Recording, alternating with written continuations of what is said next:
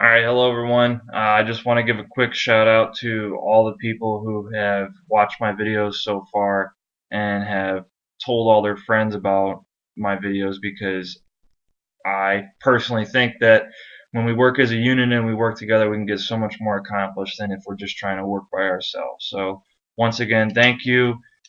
Keep spreading the word, keep educating yourself, keep challenging yourself, okay? Now, what I'm about to talk about is what is going on in Iran right now, and you know how the United States and Israel have basically collaborated with each other to provoke Iran into a full-scale war. Now, the article that I referenced today is written by a guy named Paul Joseph Watson, and he wrote this article for a website called Infowars.com. So if you want to read it, go check it out for yourself. Now, as we speak right now, there are two warships, one called the USS Abraham Lincoln and one called the USS Carl Vinson. Carl Vinson, just a quick little note, was the warship that we dumped Osama bin Laden's body off of, which actually, there's actually an American going out there right now that's going to try and find the body and get a DNA sample. I thought that was pretty interesting. But anyway, so you have these two warships right now that have been sitting in the Hormuz Strait, which is the strait that Iran uses to transport all of their oil to the global market. And Iran has basically told the United States that if these warships keep sitting there and they keep basically provoking Iran and threatening, use of force on them, they're going to use of force back. And they said they're going to start by cutting off foreign oil. So get ready to pay attention to that in future days. Um, Leon Panetta, who is the U.S. Secretary of Defense, has already stated that he knows that Israel is planning their attacks in the months of April, May, and June, which should show people that the United States and Israel have already worked out some form of plan with working with each other. They're obviously working directly with the Israeli Defense Ministry in coordinating some kind of operation to go into Iran. Now, the Washington Post has also covered something similar to this, and they said that the United States is going to stand by while Tel Aviv commits these attacks, and that the United States will not intervene unless U.S. assets are lost in the attacks. Now, let me explain something. The United States and Israel are hand in hand. We share military technology, we share military contracts. Both are one and the same. So when Israel attacks Iran, I guarantee that there are going to be U.S. assets lost, and that the United States is going to sanction that as self-defense and basically use that as a pretext to go into Iran. Which is also pretty interesting because the United States of America is not supposed to go to war unless there's an act of Congress for war, which is something that needs to be voted on by Congress with a three-fourths vote or higher. But for some reason, the United States now goes to war as long as the UN sanctions it, which is unconstitutional.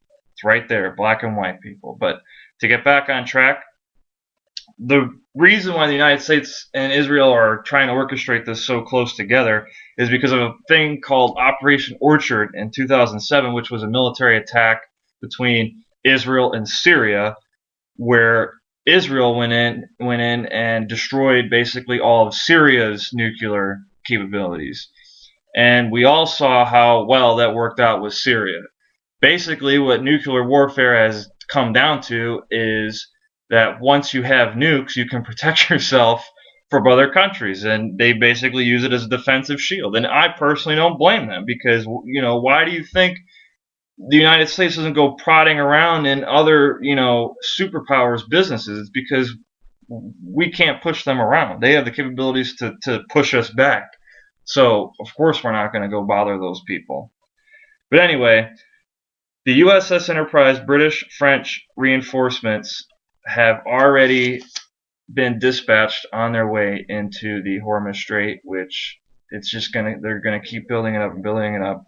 And the United States is also doing a field problem between the Navy and the Marines called Bold Alligator, which is a 50,000 large troop movement field problem, and is also, to me, a precursor before you go and you invade a country, because that's what happens. You don't send people in blind when you go to war. You train them and you drill them and you make them ready to go to war. So that should be another big red flag. And then also, if you've been wondering, I don't know, if some people have brothers, sisters, loved ones, over in Iraq, they might be wondering, why aren't those people coming home? It's because that the United States has left 15,000 troops in Kuwait as a QRF.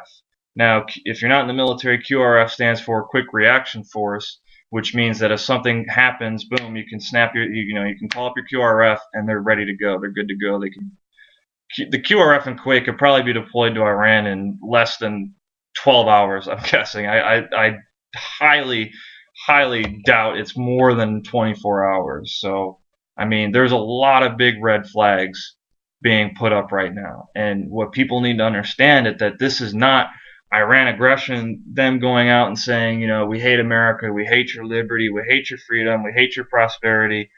It's the United States seeing how far we can push people until they go to war with us. That's what's going on right now. It's basically, like my buddy said, it's me sending a bunch of people to your house to live there and eat your food and use your toilet and your shower and stuff like that.